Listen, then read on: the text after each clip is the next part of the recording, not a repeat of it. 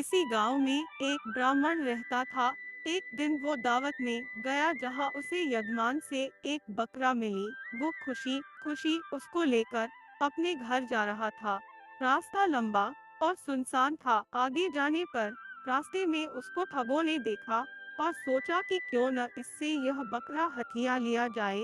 तीनों ठगों ने ब्राह्मण के कंधे पर बकरे को देखकर उसे हथियाने की योजना बनाई। जैसे ही ब्राह्मण आगे गया, एक ठग ने ब्राह्मण को रोककर कहा, अरे पंडित जी, यह क्या अनर्थ कर रहे हैं? आप अपने कंधे पर क्या उठा कर ले जा रहे हैं?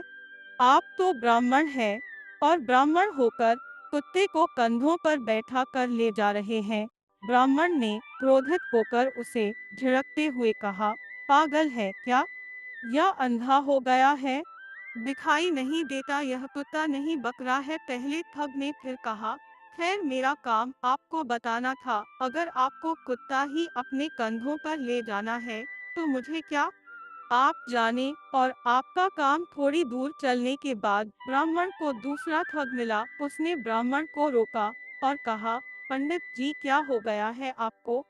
ब्राह्मण होकर मरी हुई बछिया को कंधे पर लाद कर ले जा रहे हैं।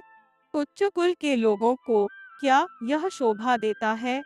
पंडित उसे भी झिड़क कर आगे बढ़ गया। आगे जाने पर उसे तीसरा ठग मिला।